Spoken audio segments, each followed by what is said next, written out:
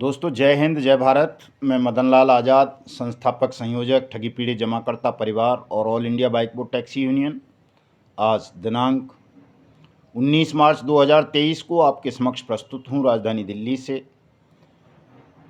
कुछ खास सूचनाएं, खास समाचार आप सबको बताने के लिए। और आज साथियों मैं 2-3 बार लाइव आऊँगा वीडियो पर। रात को 8 से 9 बजे तक फेसबुक पर भी लाइव रहूँगा, तो मेरी फेसबुक आईडी मदन लाल आज़ाद को फॉलो कर लें तमाम साथी, ताकि आपके साथ रात को विस्तार से चर्चा कर सकूं। और ये वीडियो संदेश को ज़्यादा से ज़्यादा लोगों तक शेयर कर दें, ताकि सब लोगों तक सूचना पहुंच सके और उन्हें पता चल सके कि उनके भुगतान के संदर्भ में क्या क्या कार्रवाई चल रही हैं और उनको क्या करना है। दोस्तों, जैसा कि आप सबको पता है, सुप्रीम कोर्ट में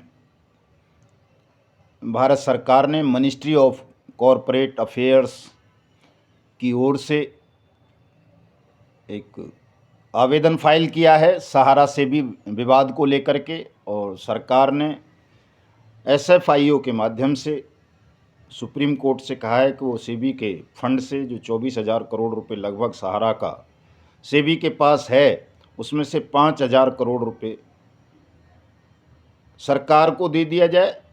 एसएफआईओ को, सरकार को क्या, वो एसएफआईओ के थ्रू उन्होंने कहा है सीरियस फ्रॉड इन्वेस्टिगेशन ऑफिस के मार्फत वो पैसा मांगा गया है। संभवतः मिल जाएगा वो पैसा, लेकिन क्या वो पैसा निवेशकों को मिल पाएगा? सबसे महत्वपूर्ण सवाल ये है। पैसा तो वो 24,000 करोड़ हो या 65,000 करोड़, वो सब सरकार के पास ही है। सेबी सरकार की एजेंसी है, लेकिन सरकार अपनी एक एजेंसी से उस पैसे को लेकर दूसरी एजेंसी को दे देगी। और वो एजेंसी क्या भुगतान एजेंसी है? उसके पास ऐसा कोई मैकेनिज्म है कि वो उस पैसे को निवेशकों को बांट सके? इस सवाल का जवाब है नहीं। दोस्तों, एसएफआईओ के पास ऐसा कोई मैकेनिज्म नहीं है कि वो निवेशकों का पैसा वापस कर सके। इसलिए सरकार चाहे 5,000 करोड़ ले या 24,000 करोड़ भी सरकार के पास है, वो पैसा एसएफआईओ के माध्यम से आपको नहीं मिल सकता। चूँकि सेबी जो अपने आप में एक निगरानी एजेंसी भी है, इन्फोर्समेंट एजेंसी भी है, सार्वभौमिक नियामक है और भुगतान एजेंसी भी है, वो जब 2012 से लेकर अब तक सुप्रीम कोर्ट के आदेश के बाद सहारा के निवेशकों का पैसा वापस नहीं कर सकी, तो एसएफआईओ भी नहीं कर पाएगा, ये तय है। ये झांसा केवल आपको इसलिए दिया जा रहा है ताकि आप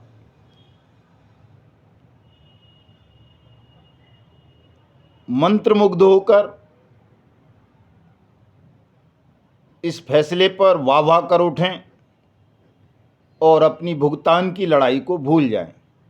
अनियमित जमा योजनाएं पाबंदी कानून 2019 के तहत अपना पैसा ना मांगें। चूँकि अनियमित जमा योजनाएं पाबंदी कानून 2019 ये कहता है कि आपका भुगतान सरकार के द्वारा नियुक्त जिलाधिकारी, सक्षम अधिकारी करेगा, 180 दिन में करेगा और आपकी जमा राशि के 2 से 3 गुना करेगा, चाहे आपकी मैच्योरिटी हुई हो या न हुई हो। ये व्यवस्था है बट्स एक्ट में। तो चूँकि 23 मार्च 2023 को शहीदी दिवस के अवसर पर हम कोई 2-4 लाख नहीं बल्कि 20 लाख जमाकर्ता ठगी पीड़ित परिवार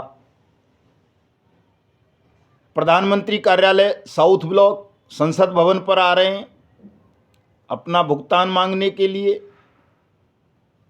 इस बात की सरकार को पता है दोस्तों अच्छी तरह से। इससे सरकार खौफजदा है, चूँकि पास में ही सुप्रीम कोर्ट भी है। वहीं रायसीना हिल पर ही बना है सुप्रीम कोर्ट, दिल्ली का हाई कोर्ट, दिल्ली की पटियाला हाउस कोर्ट, प्रधानमंत्री कार्यालय, गृह मंत्री कार्यालय, वित्त मंत्री कार्यालय, विदेश मंत्री कार्यालय, रक्षा मंत्री कार्यालय, सहकारिता मंत्रालय, Sansad Bhavan, India Gate, National War Memorial, Kartavya Path, Rajpath, Central Vista, Jantar Mantar, ये सब रायसीना पहाड़ी पर बने हुए हैं दोस्तों। और रायसीना पहाड़ी पर रहने वाले या बैठने वाले लोग बड़े चालाक होते हैं, षड्यंत्रकारी होते हैं। वो कोई भी षड्यंत्र कर देते हैं कभी भी आप लोगों को भ्रमित करने के लिए, चूँकि उनके पास एक पूरी सेना होती है, संगठन होता है, पावर्स होती हैं और वो उनका दुरुपयोग करते हुए देश को हमेशा भ्रमित करने का प्रयास करते हैं। इसलिए आप में से किसी को भी सरकार के ठगों के दलालों के बहकावे में आकर इस बात पर प्रसन्न नहीं होना चाहिए। सीआरसी का जिक्र करते हैं बहुत सारे ठगों के दलाल, तो दोस्तों सीआरसी भी कोई भुगतान एजेंसी नहीं है। भुगतान एजेंसी सीआरसी के तहत नियुक्त लिक्विडेटर होता है और लिक्विडेटर देश में बहुत सारे बैठे हुए हैं, आज से नहीं 20 साल से बैठे हुए हैं, किसी ने किसी का भुगतान नहीं किया है। भुगतान का मार्ग जब हमारी पार्लियामेंट ने सर्वसम्मति से बना दिया है, बट्स एक्ट 2019, प्रधानमंत्री ने ये वचन दिया है इस कानून के मार्फत देश को कि प्रधानमंत्री स्वयं अपने सक्षम अधिकारियों के माध्यम से हर जिले के ठगी पीड़ितों का भुगतान 180 दिन में उनकी जमा राशि के 2 से 3 गुना तक कराएंगे। तो इस एक्ट की अनुपालना सुनिश्चित करने में क्या जा रहा है, इस एक्ट का जिक्र सरकार, ठग, दलाल या दूसरे लोग अपने आवेदन में सुप्रीम कोर्ट या हाई कोर्ट्स के समक्ष क्यों नहीं करते। संसद में कोई सांसद जब ठगी मामलों पर बोलता है तो वो बट्स एक्ट 2019 का जिक्र क्यों नहीं करता। ये बड़ा सोचने का विषय है दोस्तों आप सबके लिए। केवल 4 दिन शेष रह गए हैं 23 मार्च में, और इन 4 दिन में आपको पूरे देश को जगाना है। पूरे देश को प्रधानमंत्री कार्यालय पर लेकर के आना है अपना अपना व्यक्तिगत आवेदन। जो साथी इस बात को लेकर कन्फ्यूजन में हैं कि जिन राज्यों में भुगतान के काउंटर नहीं खुले हैं, जिन्होंने अपना आवेदन अपने सक्षम अधिकारियों के या जिला कलेक्टर्स को नहीं भेजा है, उनको मैं क्लियर कर दूं कि आपको सीधे प्रधानमंत्री को अपने भुगतान का आवेदन देना है। कलेक्टर वाले आवेदन की चिंता नहीं करनी है, आपने दिया है या नहीं दिया है उससे आपकी स्थिति पर कोई फर्क नहीं पड़ता। लेकिन जिन राज्यों में भुगतान के काउंटर खुल चुके हैं, आपने भुगतान का आवेदन कर दिया है, आपका भुगतान लेकिन हुआ नहीं है, तो आपको अपने उस भुगतान के आवेदन की कॉपी प्रधानमंत्री को दिए जाने वाले भुगतान आवेदन के साथ लगानी है। जिन राज्यों में भुगतान के काउंटर ही नहीं है या जिन जिलों में नहीं है, उनके लिए ये बाध्यता नहीं है, वो सीधे सीधे अपने भुगतान का आवेदन प्रधानमंत्री के नाम वाला प्रिंट कराएंगे, उसको भरेंगे, उसमें अपनी डिटेल भरेंगे, अपनी डूबी हुई रकम भरेंगे, अपना एड्रेस, नाम, नंबर, मोबाइल वगैरह भरेंगे और अपने बॉन्ड या पासबुक की कॉपी लगा देंगे। एक की, ज़्यादा नहीं लगानी है। अपने आधार कार्ड की कॉपी लगा देंगे, अपने आधार कार्ड की ओरिजिनल आधार कार्ड लेकर के आएंगे ताकि एंट्री मिल सके प्रधानमंत्री के यहाँ, और आप 23 मार्च को अपने भुगतान का दावा सीधे सीधे प्रधानमंत्री के यहाँ दाखिल करेंगे। चूँकि प्रधानमंत्री ने ही आपकी डूबी हुई रकम को आपको 2 से 3 गुना तक वापस करने का 180 दिन में वचन दिया था अनियमित जमा योजनाएं पाबंदी कानून 2019 के मार्फत। इसलिए दोस्तों ज़्यादा झंझटों में नहीं पड़ना है आपको। कुछ धूर्त कह रहे हैं कि जब साहब डीसी को या डीएम को, सक्षम अधिकारी को आवेदन दे दिया है तो प्रधानमंत्री के यहाँ क्यों दें, या प्रधानमंत्री के यहाँ जब देना था तो वहाँ देने की क्या आवश्यकता थी। तो ऐसे धूर्तों को मेरा ये जवाब है कि प्रधानमंत्री ने नियुक्त किए पूरे देश में सक्षम अधिकारी, हमने वहाँ अपने भुगतान के आवेदन दिए, लेकिन प्रधानमंत्री के आदेशानुसार उन्होंने आपका भुगतान नहीं किया, इसलिए उनकी शिकायत प्रधानमंत्री को ही की जाएगी और किसको की जाएगी। और जब आप लाखों की तादाद में प्रधानमंत्री के यहाँ अपने आवेदन देने आएंगे अपने अधिकार का इस्तेमाल करते हुए, प्रयोग करते हुए, तो कौन आपको रोक पाएगा। कोई ऐसा कानून नहीं है कि आपको रोक लिया जाए, ये आपका मौलिक अधिकार है, आप अपना दे सकते हैं। और प्रधानमंत्री ने आमंत्रित किया है पूरे देश को कि आइए सब लोग, कर्तव्य पथ भी खोल दिया गया है, तो आप सबके लिए बड़ी बेहतरीन ढंग से सजा दिया गया है उसको। आइए कर्तव्य पथ के भी देख लीजिए, सेंट्रल विस्टा, नया संसद भवन, प्रधानमंत्री का कार्यालय, और अपने भुगतान के दावे भी प्रस्तुत कर दीजिए। इसमें दिक्कत क्या है। कुछ कह रहे हैं प्रधानमंत्री आज तक झुके नहीं हैं, कभी मिले नहीं हैं किसी से। अरे भोले वाले लोगों, दूर तो शैतानो, जब लाखों लोग प्रधानमंत्री कार्यालय पर आकर अपने आवेदन लेकर के खड़े होंगे, भुगतान मांगेंगे, तो भला ऐसा कोई प्रधानमंत्री है कि वो जनता की अवहेलना कर जाए और वो मिले ना।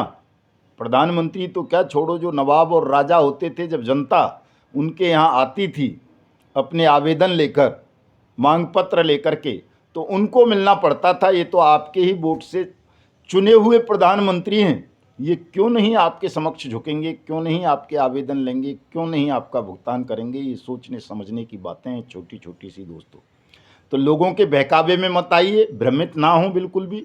न किसी सीआरसी को शिकायत भेजनी है अब, न किसी लिक्विडेटर के यहाँ कोई आवेदन करना है, न हाई कोर्ट जाना है, न सुप्रीम कोर्ट जाना है। आपको केवल और केवल अपने भुगतान के आवेदन लेकर के अब 23 मार्च 2023 को सुबह 8 बजे से ही प्रधानमंत्री कार्यालय साउथ ब्लॉक संसद भवन कर्तव्य पथ पर आकर के पंक्तिबद्ध होकर शांतिपूर्वक अहिंसात्मक ढंग से विनम्रता के साथ केवल खड़े हो जाना है।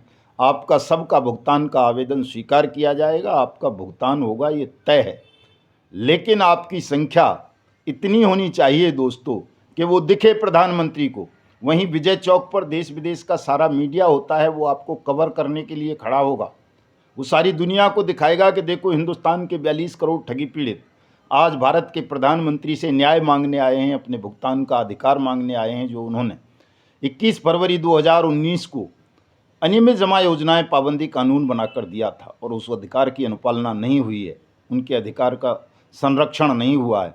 तो जब सारी दुनिया में ये चलेगा तो उसी समय उसी पल आपका भुगतान उसी तरह आरंभ कर दिया जाएगा जिस तरह से माननीय प्रधानमंत्री ने रात को आकर एक झटके में नोट बंद कर दिए थे और एक झटके में पूरा देश लॉकडाउन कर दिया था, बंद कर दिया था। इसी तरह से आपका भुगतान होना है, लेकिन आपको आना है दोस्तों, किसी के बहकावे में नहीं आना। 23 मार्च 2023 को दिल्ली पलक पावड़े बिछाए बैठी है आपके स्वागत के लिए। आइए तमाम लोग निर्भीकता के साथ, भयमुक्त होकर, निश्चिंत होकर, आपको कहीं भी डरना घबराना नहीं है, कोई तनाव नहीं लेना है। अपना आवेदन दिखाना है, अपना आधार कार्ड दिखाना है और सीधे प्रधानमंत्री से अपने भुगतान की मांग करनी है दोस्तों। ये निश्चित रूप से हो जाएगा आपका भुगतान। आप करके देखिए प्रयोग को, घबराइए मत बिल्कुल भी, लोगों के बहकावे में मत आइए। आपका भुगतान स्वयं प्रधानमंत्री करेंगे।